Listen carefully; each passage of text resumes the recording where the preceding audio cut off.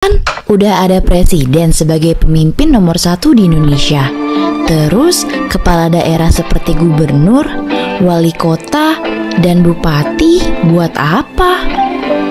Mungkin sebagian dari kalian akan menjawab, presiden kan ngurusin negara, sedangkan gubernur ngurusin provinsi, dan wali kota atau bupati ngurusin kota atau kabupaten.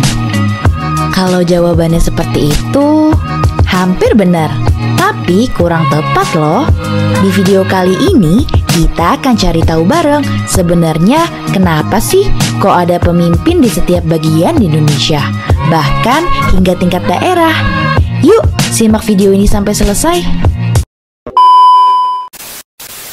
Assalamualaikum warahmatullahi wabarakatuh. Perkenalkan, nama saya Muhammad Farin Alfiansyah dari semester 2 Ilmu Pemerintahan Fakultas Sosial dan Politik. Di sini saya akan mempresentasikan tugas ulangan akhir semester yang berjudul Sistem Pemerintahan yang Berjenjang dari Desa ke Pusat. Silakan ditonton.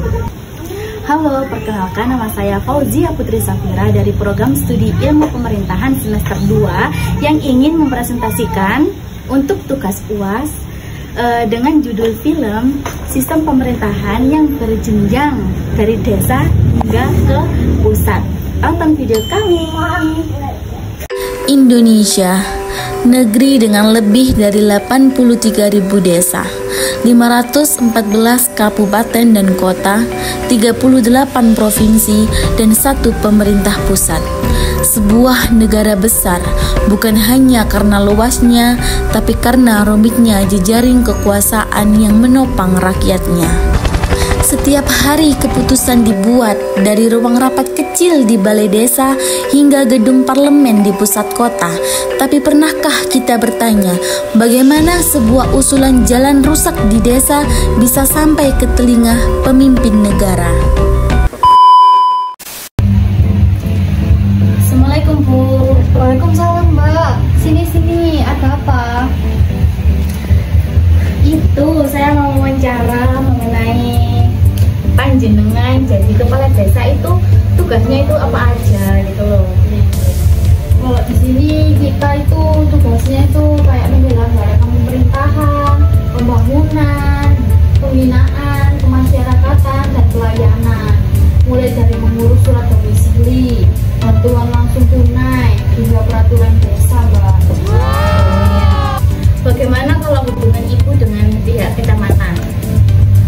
Kalau sama pihak kecamatan, kita itu selalu berkoordinasi, Mbak, terutama dalam kegiatan pelaporan desa.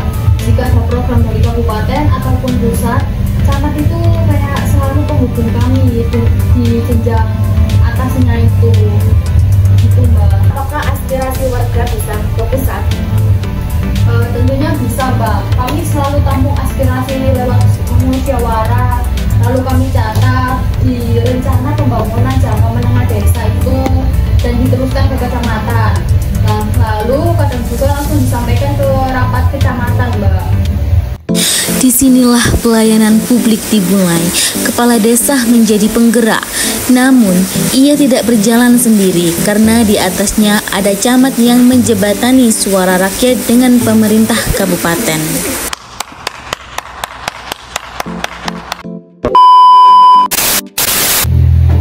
Assalamualaikum. Oh iya, waalaikumsalam. Iya, silakan Mas.